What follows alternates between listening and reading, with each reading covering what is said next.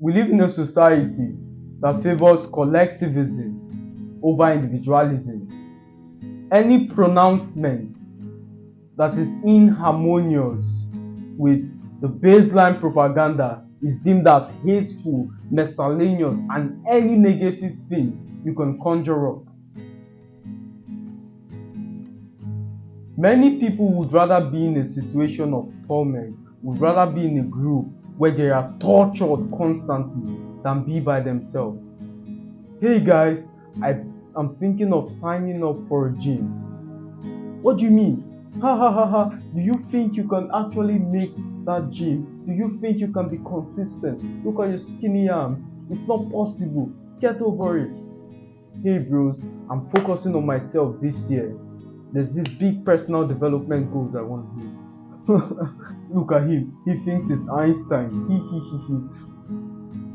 They make a joke and you're scared, terrified to laugh because as soon as you laugh, the dynamic is switched against you and you become the object of ridicule.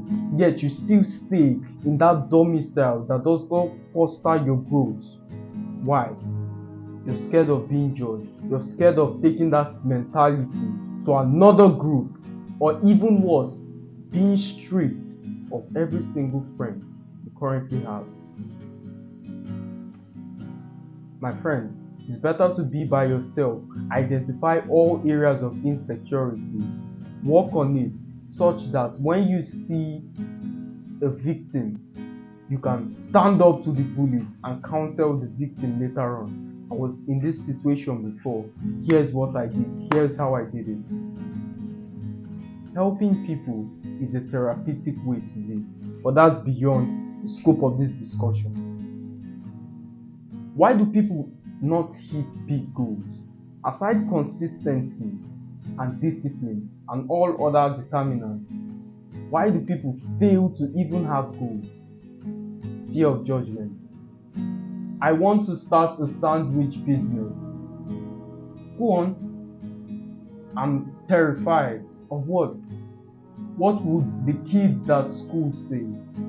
Let me tell you what they will say. They are going to laugh their ass out the first time they see you at that corner.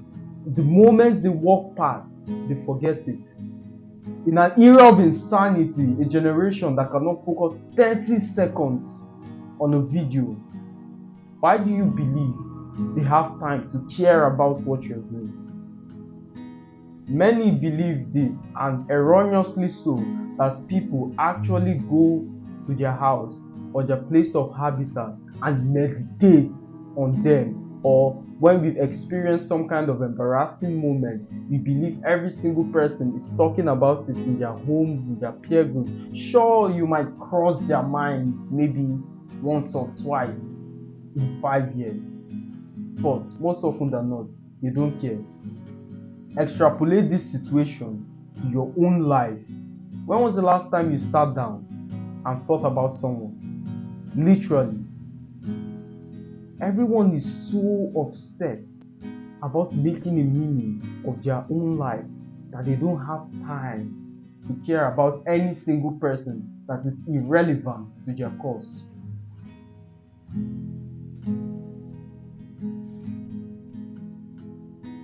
I remember when I was in college, I moved into this apartment, a very upscale neighborhood with little to no money. My mattress was on the floor. That was the only thing I could afford at the time.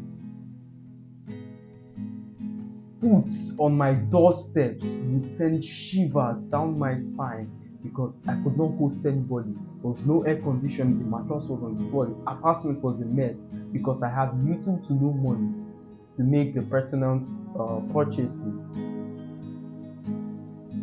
Fast forward months later, when I was able to get the nice thing that connotes to a very good apartment, the air conditioning was in check, the bed frame was in check, the table here and there, everything was good.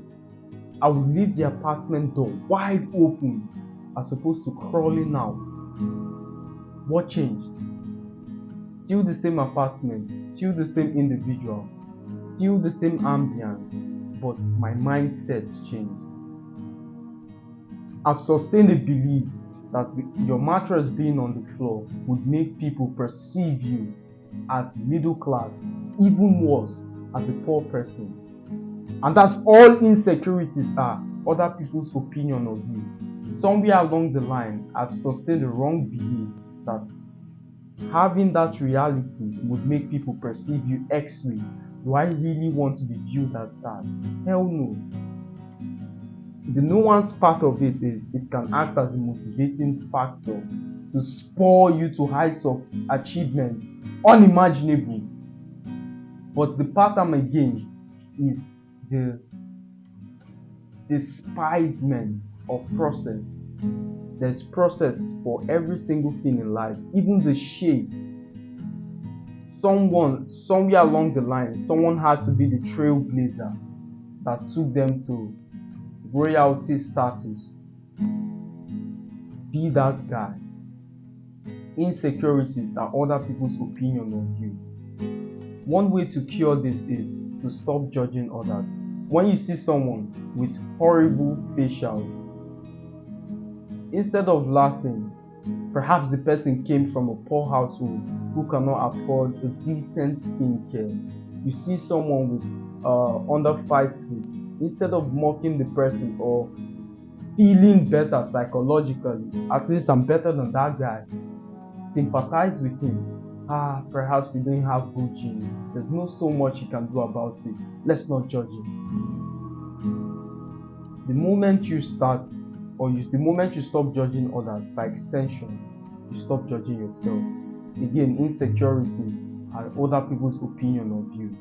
Someone told you that if you don't have X, Y, Z, you should feel insecure about it.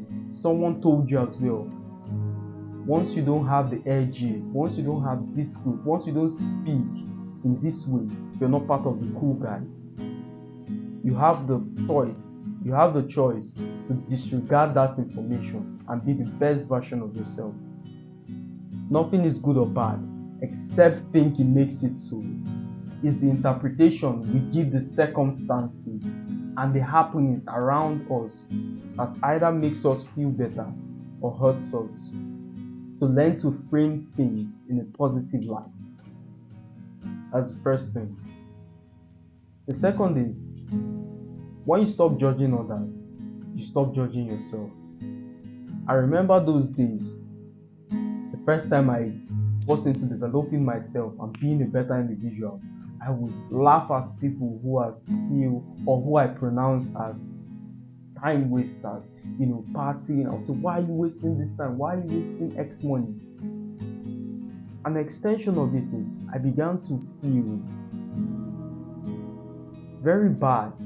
Maybe say anytime I didn't give X deadline or X goal, I would feel bad about myself. I would spur into negative self-talk before I catch myself. One thing I noticed is, as soon as I stop judging others, that experience rarely occurs. To stop judging others, you will invariably feel better. Being judgmental is never the solution. The same time it takes to criticize is the same time it takes to become a better individual. In this kingdom, we don't arrive. We can only strive towards perfection. There's no arrival with God. The first thing. The second thing rather. God has given every single person a will. I refuse to believe that I cannot positively affect the circumstances and the happenings in my life. God says it, behold, I come to your heart and I knock. He knocks. He doesn't say, I'm the creator of earth, barge in, you are my underling. He knocks. It's in your own prerogative to either open or keep him outside. He has given every single one of us the will. This has become an unbecoming. How tall will a tree grow? As tall as it can get. How fruitful will the plant be?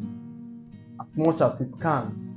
But humans do not strive to reach their potential because it's not programmed in us. It's not our default mode. we have a choice to remain mediocre. We have a choice to remain poor. We have a choice to remain small. Today, make the choice to stop feeling judgmental, to stop feeling insecure, and you'll be fine.